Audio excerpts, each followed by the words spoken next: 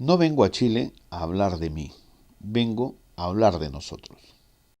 Estábamos aquí en charla técnica, estamos en Radio INAF, estamos junto a Cristian Godoy, como siempre, acompañándonos. Y hoy, como lo hemos publicitado, con un tema que por ahí causó cierto resquemor, revuelo en las redes sociales, en nuestro Facebook. Ahí alguna gente nos respondía, nos decía que por qué tocábamos algo que no tenía nada que ver con el fútbol, como es el tema de la violencia en el fútbol, como el tema de las barras. Yo creo que hay un error, yo creo que eso es algo que sí pertenece al fútbol, que está dentro de la comunidad del fútbol, que está dentro de todo esto, este show, circo, o toda esta empresa que se llama fútbol, y creo que es un tema que hay que abordarlo. Hay que abordarlo de la visión de nuestro invitado, que es peruano, que ya nos va a contar su historia, que es difícil, pero que está en una cruzada, está en una campaña importante, casi a nivel mundial, justamente para que no tengamos que sufrir o vivir estas situaciones de violencia que en Chile la hemos tenido. Desconocerla es no querer conocer lo que se ha vivido en la historia del fútbol chileno. Afortunadamente han sido más escasos y ojalá que no sean nunca más nada. Walter Ollarse está con nosotros. Walter, gracias por estar con nosotros. Él es regidor, que es como una especie de concejal de allá en Lima. Ya nos va a contar su historia y agradecido que venga aquí justamente a INAF a contarnos su historia y su proyecto justamente en base a su experiencia vivida con el tema de las barras y específicamente con lo que vio tu hijo. Walter, ¿cómo estás? Bienvenido. Muchísimas gracias, Rodrigo y Cristian, por permitirme llegar al público chileno, ¿no? Para hablar sobre algo que estoy seguro nos apasiona, pues una barbaridad, ese amor que tenemos nosotros hacia el fútbol, ¿no? Y entiendo por qué algunas personas pueden reclamar en el sentido de que no mezclemos lo maravilloso que tiene el fútbol con la violencia que muchas veces se asocia al fútbol, ¿no? En Lima definitivamente está muy asociado. Cuando tú mencionas la palabra de barras, automáticamente la gente los califica como delincuentes y es algo injusto. Mira, yo voy a hablar un poco de mi experiencia, una desgracia que cambió mi vida, pero en realidad no vengo a hablar de mí, vengo a hablar de nosotros. Ya. ¿Me entiendes? O sea, de lo que debemos hacer para que las familias puedan disfrutar sin esa amenaza de la violencia y del dolor, el fútbol, que es un espectáculo maravilloso, del cual también voy a explicar por qué es maravilloso. Perfecto, Walter. Y Cristian, que nos va a entregar su mirada de entrenador, su mirada de docente, su mirada de árbitro, en fin, tiene varias aristas también para tocar algo que me imagino también no es ajeno a ti vivir esto, porque cuando uno dice el entrenador, el árbitro, como que está en un submundo del fútbol, pero no, pues hay que compartir con todo este ecosistema futbolístico que involucra también a los hinchas y las barras. Sí, bueno, primero que todo, muy buenas tardes, encantado de estar un jueves más acá compartiendo, y tal como decían, no podemos aislar los temas. Creo que el fútbol, el producto fútbol es un todo, y el fútbol jamás ha estado aislado de la sociedad. O sea, la esencia de los mismos clubes está arraigado a ciudades, a puertos, a villas, poblaciones, comunas, entonces a sectores obreros. Entonces no podemos estar aislándonos que el fútbol, hablemos solo de fútbol, de lo que pasa dentro de la cancha.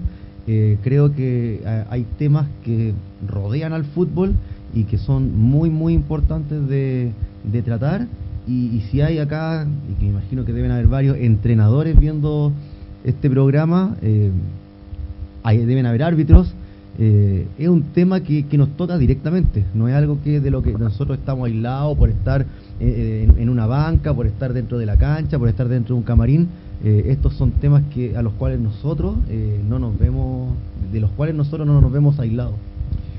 Walter, entremos en materia y hagamos un contexto de esto, porque todo esto nace a partir de una dura experiencia que tuviste que vivir tú hace 11 años, si mal no recuerdo, o estuve justamente indagando, que tú también me facilitaste todos esos datos. ¿Cómo fue eso de perder a tu hijo, un hincha del fútbol, un hincha de Alianza, el equipo más popular en Perú, que sufrió una muerte brutal ahí en el mismo estadio? ¿Cómo fue este impacto que tú recibes y por qué a partir de ese punto de inflexión en tu vida tan duro tomas esta medida de ser un embajador de cultivar la paz en el fútbol? Rodrigo, mira, o sea, es imposible entender por qué estoy metido en esto si es que no se entiende ese episodio que se dio el 24 de septiembre del 2011. Antes de ese día, si tú me preguntabas a mí cuál era el deporte que yo amaba, que quería y que realmente mi hijo también lo compartía, sin duda es el fútbol, ¿no? Siempre me ha apasionado jugarlo. Soy muy malo. Tenía que organizar yo los equipos para poder jugar, pero yo era una persona que estaba muy relacionado con la práctica del fútbol. Y después voy a explicar por qué nos ocurre esto a miles de millones de personas en el mundo. El 24 de septiembre, y fíjate cómo es yo trabajaba a esa época lo que era campaña de ventas con apoyo a la televisión. Y yo hice una campaña para una empresa que se llama Grenco, que tenía centros comerciales y nos pagaron con unos palcos en el Estadio Monumental. Entonces la empresa tenía 3 palcos. Nosotros íbamos al estadio de la U, que es el equipo, digamos, que compite, o con el que siempre están disputándose, digamos, los trofeos Alianza y Universitario de Deportes en Lima. Y el dueño de la empresa, un amigo, me dice: Walter, no, los palcos no me los han demandado, ¿no quieres? Y yo le dije: sí, dame 2, por favor. Entonces uno le dije a mi hijo, fue con sus amigos, y yo fui a otro palco con mis amigos. El partido era muy parejo, y al final, al medio tiempo, Walter va a mi palco y conversamos, y me pregunta qué opinaba yo del partido. Le dije que cualquiera de los dos podía ganar, ¿no? Y acordamos regresar juntos, porque cada uno había ido con el grupo de sus amigos. Termina el partido, la U hace un gol en los minutos finales, y un amigo de los que estaba conmigo me hizo: igual, hay un cuerpo abajo, 10 metros abajo del palco donde estábamos nosotros. Y yo miro y le digo, estaba a la altura del palco donde estaba mi hijo, pero mi hijo, cuando va a visitarme, estaba con un polo guinda, no vestía el polo de Alianza Lima. Y yo dije: no puedo tener tanta mala suerte que uno de los amigos de Walter sea el que ha caído. Salí corriendo. Cuando llego al palco, me dijeron sus amigos: tío, al loquito lo han aventado al vacío. ¿Qué es lo que había ocurrido? Esta es una información que yo la supe después, ¿ya? En el clásico anterior, que se juega ahí en el Estadio Monumental, gana Alianza Lima, y uno de los sectores de estos barristas que se llaman bravos, que son los que realmente están al borde del delito siempre, habían alquilado un palco y habían puesto una banderola. Y en las redes se burlaban: fui a tu casa, te gané, esas cosas que estoy seguro que la gente que sigue un poco el fútbol sabe de qué estoy hablando. Entonces, por las redes le dijeron que ellos se estaban preparando para recibirnos. Este grupo no alquiló ningún palco. Y mi hijo con sus amigos fueron a ver el partido, y en el palco vecino llega una familia, van como 15 personas, 10 eran mujeres y niños, y entre los 5 adultos que habían, uno era hincha de Alianza y lleva una banderola. La banderola tenía 4 metros de extensión, y el frente del palco es 2,80, entonces le dicen si podían estirarlo, y como el palco donde estaba mi hijo, digamos, eran hinchas de Alianza, le dijeron que ya. Entonces, un grupo de enfermos, porque son enfermos mentales, que se visten de una camiseta, porque eso es la verdad de las cosas, que estaban 250 metros en la otra tribuna, la tribuna del frente, marcan la banderola, y al ver a mujeres y niños al costado dicen: es el palco, el C-218. Y organizan un ataque para capturar la banderola. Ese es. Y van por los pasadizos de acceso a las puertas y van por los asientos a volverse un ataque, y se produce eso. Yo, cuando veo el cuerpo, voy corriendo y me dicen que lo han tirado, veo que a mi hijo lo están recogiendo, ¿no? La policía. Regreso a mi palco y le digo a mi amigo, le digo: toma la llave del carro, llévame a la clínica que estaba más cercana. En el camino, un amigo de la policía, conversó con él y me dice: Walter, ¿estás manejando? No.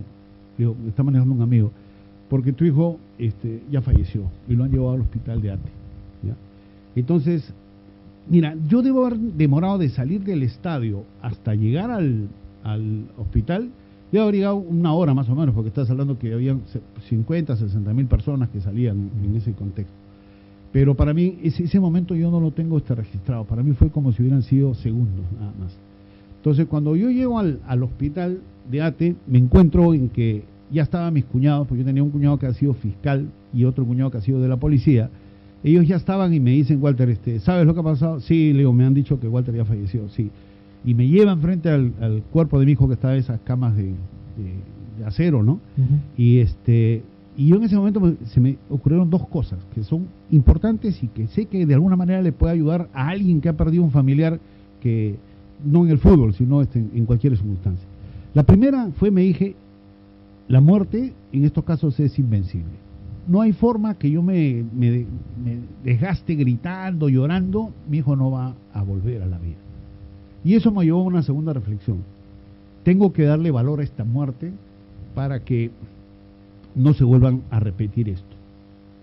Entonces, esas fueron las dos frases que se dieron, de ahí vino todos los procesos de verificar lo que había ocurrido.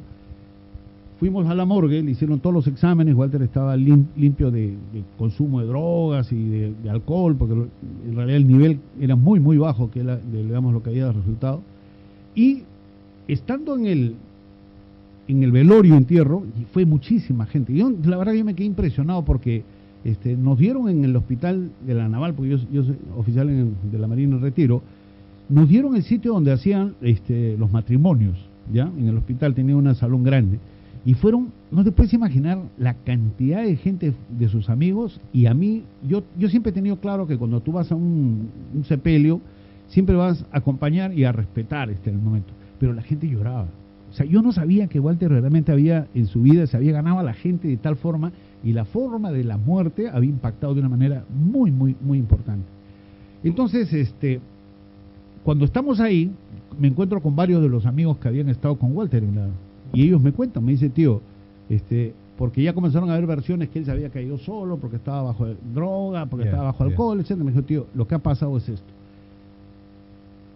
A él le decían el loquito de cariño, o sea, le decían, el loquito ha pasado a decirle a los que venían atacando que había mujeres y niños en el palco de costado. Y ahí es donde había, pues, seguramente que Walter pensaba que se daban unos empujones, de repente unos puñetes, y que ahí quedaba el asunto, pero lo cargaron y lo tiraron al vacío. Entonces yo me quedé en el velorio, me quedé con ese mensaje de que no había sido pues una pelea, ni que Walter se había sacado el sit, se había perdido el control de sus emociones, ¿no? Y de ahí, en el entierro, hay dos chicas que piden hablar conmigo. Entonces yo, cuando les digo, ¿y dónde conociste a Walter?, pensé que iba a decirme en la universidad, en el colegio, en las actividades sociales que él tenía, porque era un muchacho con bastante intensidad social, generaba muchos amigos. Y ellas me dijeron, no señor, nosotros somos del palco vecino, y su hijo pasó a defendernos gritando, hay mujeres y niños. Y ahí es donde se produce la muerte. Bueno, a los pocos días fui al Congreso de la República, porque me cita el presidente del Congreso y me da las garantías. Él me dice, vamos a trabajar para que esto de acá no quede impune, vamos a hacer que se cumplan, ¿no? La justicia. Y me ponen los micrófonos, y en los micrófonos yo dije dos cosas que para mí eran importantes: que confiaba en las autoridades, ¿no? Y que iba a ir ahí donde están los jóvenes que tienen conducta en riesgo para explicarles que cuando vivimos en violencia todos perdemos. Si tú me preguntas, amigo, ¿por qué lo hice? No sé, me salió. Y de ahí inmediatamente las autoridades me comenzaron a invitar, ¿no? Conforme siga dando, porque el juicio duró 5 años, yo he peleado con una familia de mucho dinero, realmente no tengo la menor duda que compraron testigos, todo fue en Lima fue todo un tema, por eso que yo me he hecho muy conocido, y siempre cuando la gente me reconoce le digo, sí, soy tristemente conocido, porque me hice conocido por una desgracia y luchando por encontrar la verdad. Entonces me comenzaron a invitar a los jóvenes, uno de ellos fue el Callao, las autoridades de Callao me comenzaron a invitar a Callao por ser puerto, es un sitio donde hay bastante violencia. Y ¿sabes qué? Me di cuenta de algo, de que yo cuando había dicho voy a ir a donde están los jóvenes con conducta en riesgo, pensando en las barras, yo en el fondo pensaba que era para confirmar que ahí es un nido de delincuentes, es un nido de gente que se ha echado a perder la vida.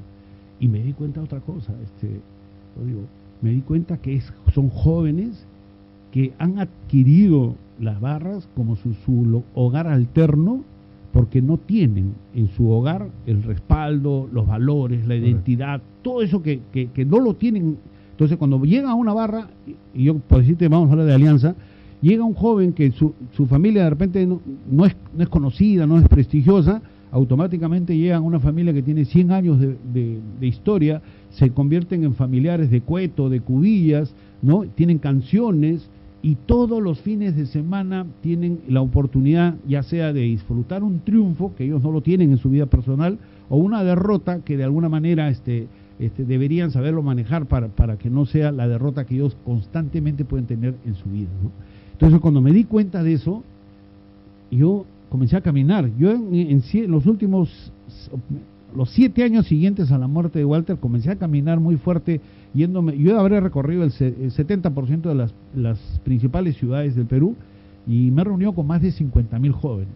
Ya. Yo daba charlas. Así como estoy conversando ahora, les decía a los jóvenes para que piensen, reflexionen. Hasta que llegó un momento en que un político que se llama Renzo Reyardo me dice: Walter, me había invitado ya en 2 oportunidades para ser parte de su partido, y él sabía que yo no quiero hacer política. Entonces me dijo: yo lo que necesito es, yo estoy presentándome a la Municipalidad de Lima y necesito de que tú trabajes con los jóvenes, o sea, porque ahí podemos hacer un montón de cosas. Entonces le digo: si yo no voy a hacer política, voy a hacer un trabajo con los jóvenes, cuenta conmigo. Y me pone en la lista como número 3. Entonces no sale elegido como alcalde y colocan 3 regidores.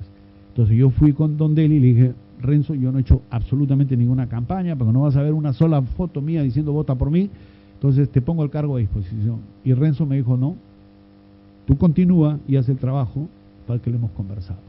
De hecho, el primer año, como regidor, comencé a moverme un poco en esto, y hicimos algunas actividades con las barras. Inicialmente con la barra de Alianza, porque era con la que yo tenía mucho más contacto, pero vino la pandemia y frenó el tema, ¿no? Entonces, y traté de hacer estas capacitaciones que hacía yo por vía virtual, pero no con jóvenes con conducta en riesgo. Difícil, es muy difícil, porque te apagan la pantalla, claro, y ya los perdiste. Tiene que ser con mirada frente a frente. Entonces, mi esfuerzo ya lo dediqué como regidor a otros aspectos, ¿no? Que de hecho, digamos, lo que es movilidad urbana, por ese lado, que digamos son cosas que estaban afectando bastante a la colectividad, hasta que este año la vida me dio una oportunidad, porque me dijeron que iba a ir en comisión representando a la municipalidad a la ciudad de Bogotá. Yeah. Y cuando yo pregunté cuál era el encargo que me iban a dar, me dijeron: al primer encuentro iberoamericano de salud mental. Entonces yo dije: yo no soy psicólogo, yo no soy psiquiatra. Y ahí me aclararon que la salud mental, Rodrigo Cristian, es esas condiciones que deben desarrollar los seres humanos para superar sus frustraciones, para superar los dolores y poder convivir conquistando el bienestar, ya sea el emocional, el social, el bienestar económico, pero todo en concordia. Y cuando hablamos de ciudad, son los hábitos que debemos desarrollar nosotros para poder lograr eso, digamos, colectivamente. De eso sí puedo hablar. Y fui a Bogotá, y ahí se abrió una puerta que es la que después te quiero comentar. De modo seguido hablaremos de la violencia en el fútbol.